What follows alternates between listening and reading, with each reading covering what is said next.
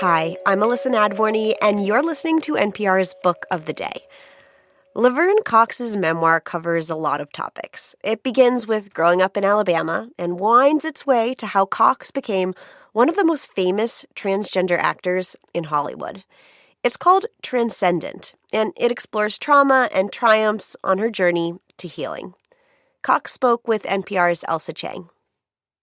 Support for this podcast and the following message come from Strawberry.me. Be honest. Are you happy with your job? Are you stuck in a job you've outgrown or never wanted in the first place?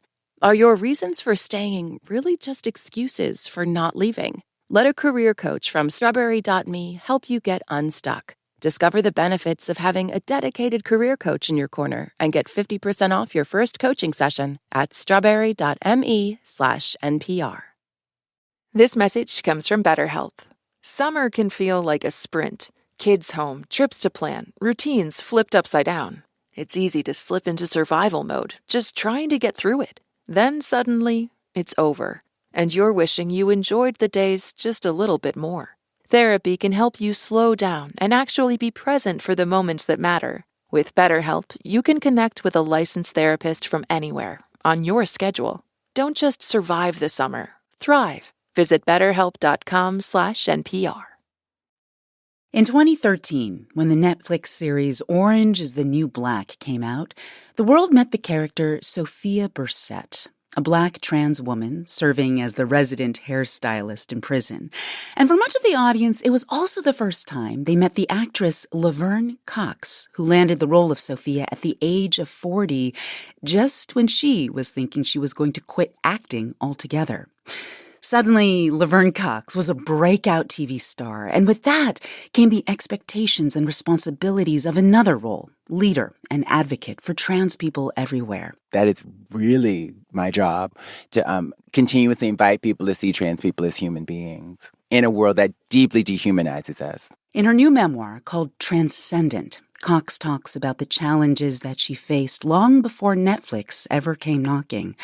A mother who withheld love, a father who was never around, and the brutal denigration she encountered growing up Black and trans in the Deep South. I feel so blessed and grateful to be who I am and to have fought to be who I am, to fought the demons inside myself, the demons that I've internalized from systems and structures and from my mother and teachers and other kids.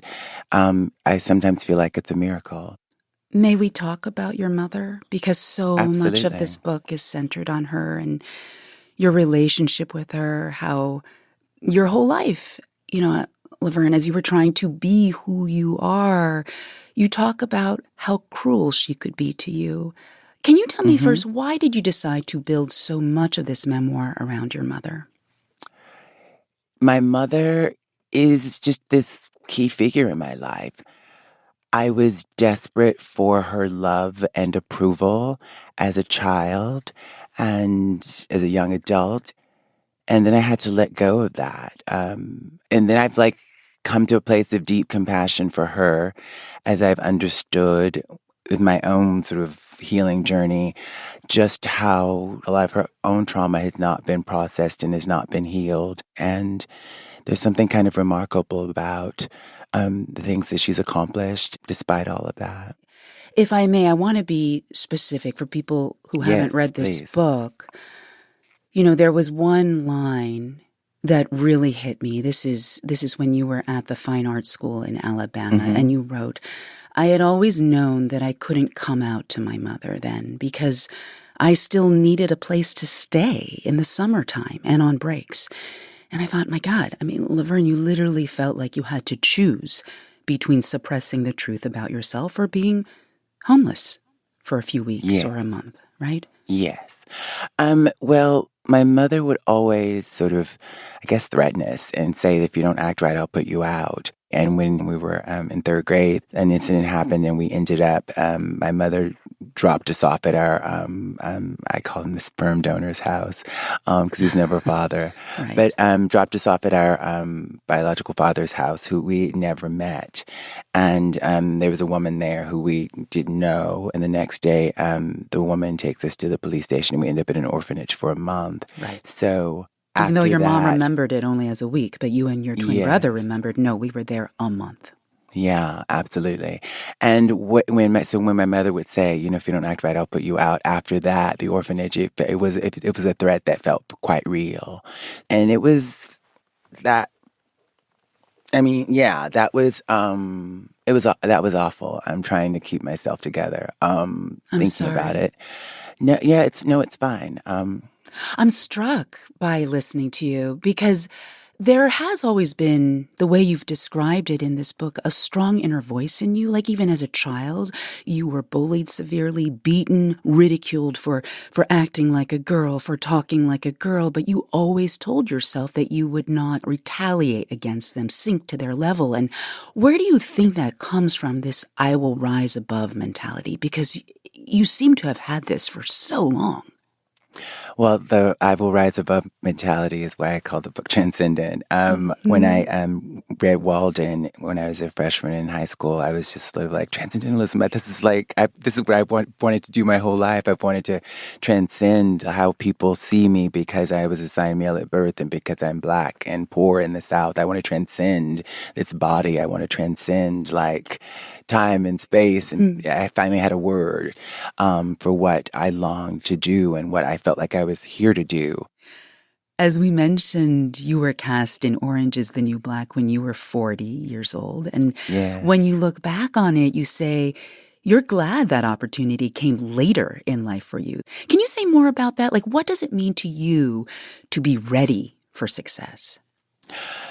Well, 19 years after I moved to New York, I turned 40 and I hadn't had a breakout moment that would change my life. And I was still in student loan debt and rent arrears. And so I let it go. And a friend who had just gotten into Columbia sold me his GRE study materials at a discount.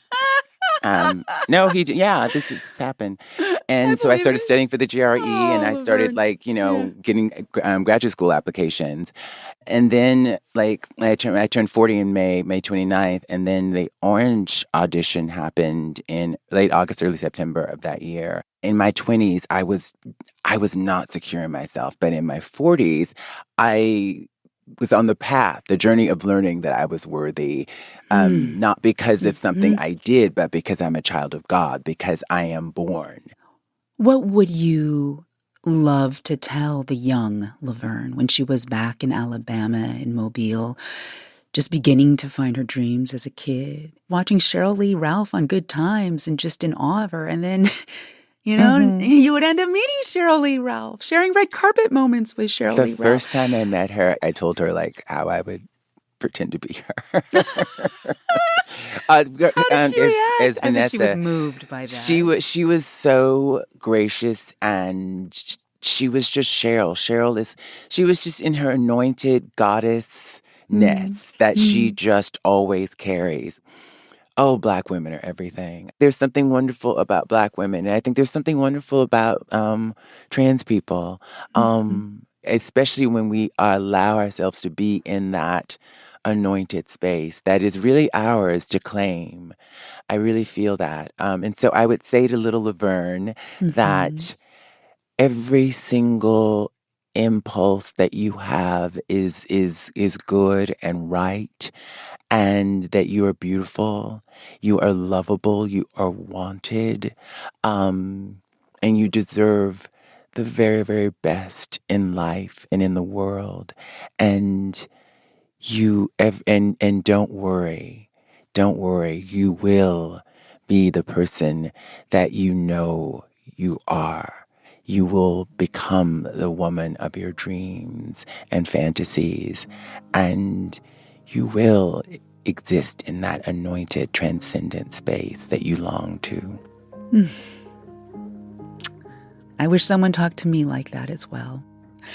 Laverne Cox's new book is called Transcendent. Thank you so much, Laverne, for coming in and speaking to all of us. This was really special. My pleasure. Thank you so much.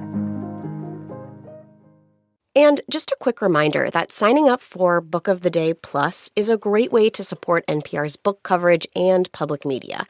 And you'll get to listen to every episode sponsor-free. So please go find out more at plus.npr.org/bookoftheday. This message comes from Prolon. Want to look and feel your best this spring? Prolon's 5-day fasting mimicking diet is a clinically developed nutrition program with the goal of promoting fat loss while protecting lean body mass. Developed at USC's Longevity Institute, it aims to assist the body in entering a fasting-like state that helps reset metabolism, target visceral fat, and support healthy metabolic markers. Get 20% off plus a bonus gift when you subscribe at prolonlife.com/NPR. This message comes from Rosetta Stone. Rosetta Stone Sapphire combines immersion with the latest technology. Get unlimited access to all 25 Rosetta Stone languages and Sapphire learning tools. Visit rosettastone.com/NPR and receive 20% off. This message comes from Odoo. How many streaming subscriptions do you have? Is it the same for your business? Avoid it by having all of your business on one platform. Try Odoo for free at odoo.com. That's ODOO.com.